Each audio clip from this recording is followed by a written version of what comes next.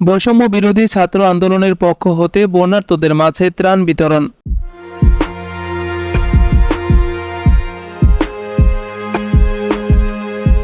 খাগড়াছড়ি রামগড় থেকে মাহমুদুল হাসানের পাঠানো তথ্যচিত্রে বিস্তারিত জানাচ্ছি মাসুম বিল্লাহ।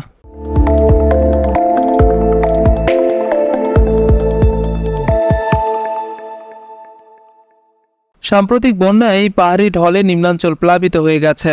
এমন বিপর্যস্ত পরিস্থিতিতে রামগড় উপজেলায় বন্যা কবলিত এলাকায় ত্রাণ সামগ্রী পৌঁছে দিলেন বৈষম্য বিরোধী ছাত্র আন্দোলনের পক্ষ হতে যুবনেতা সাবেক এমপি প্রার্থী মোহাম্মদ মোস্তফা আলী হিজাজ।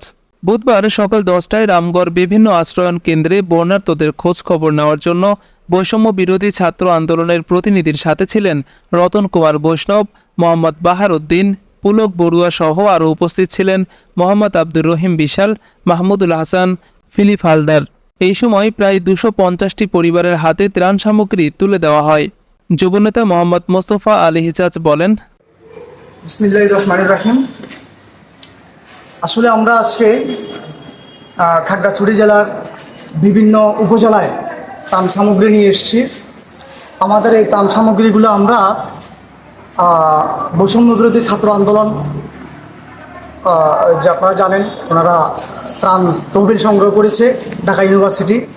সেই ঢাকা ইউনিভার্সিটি থেকেই আমাদের খাগড়াছড়ি জেলার জন্য, খাগড়াছড়ি জেলার বিভিন্ন উপজেলার জন্য আমরা আনি।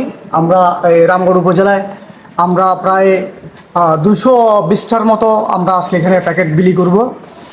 কিছুক্ষণের মধ্যে আমাদের বিলি কার্যক্রম শুরু হয়ে যাবে ইনশাল্লাহ। তো আমি সর্বোপরি এতটুকুই বলবো, বৈষম্য বিরোধী ছাত্র আন্দোলনে যারা শহীদ হয়েছেন, দেশবাসীর কাছে আমরা শহীদদের আত্মার মাগফিরাত কামনার জন্য সবার কাছে দোয়া চাইব। এবং আমার খাগড়াছড়ি অঞ্চলের এই যে বন্যা দুর্গত এলাকা, আপনার এই দেশের প্রায় 13 থেকে 14টা অঞ্চল লাস্ট কয়েকদিন বন্যায় খুব বিশাল ক্ষতিগ্রস্ত হয়েছে।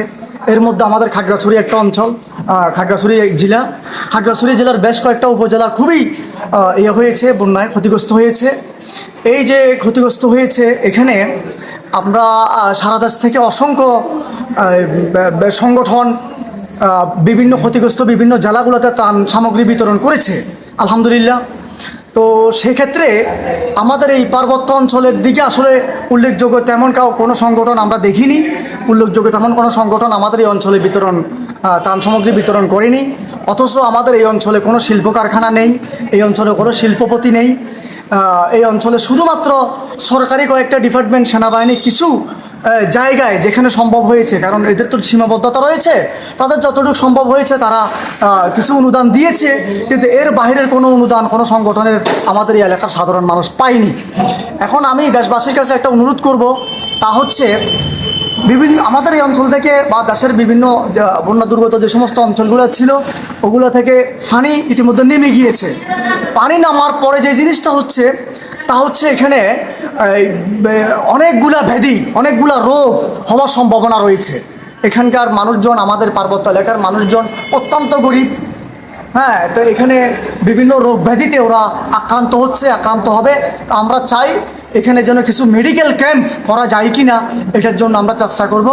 যেন কিছু মেডিকেল ক্যাম্প যদি আমাদের বাংলাদেশের অনেক বড় বড় আপনার বেসরকারি হাসপাতালগুলো রয়েছে এবং আমাদের ইন্টার্নি করছে অনেকগুলা সরকারি হাসপাতালগুলোতে আমাদের এরা আছেন, বড় বড় কোম্পানিগুলো রয়েছেন। আমি বিভিন্ন কোম্পানিগুলোকে অনুরোধ করব যেন আপনারা কিছু স্বাস্থ্যসেবার জন্য কিছু মেডিসিন যদি আপনারা এই পার্বত্য অঞ্চলের জন্য পাঠাতে পারেন, তাহলে এই পার্বত্য অঞ্চলের মানুষ অনেক বেশি উপকৃত হবে।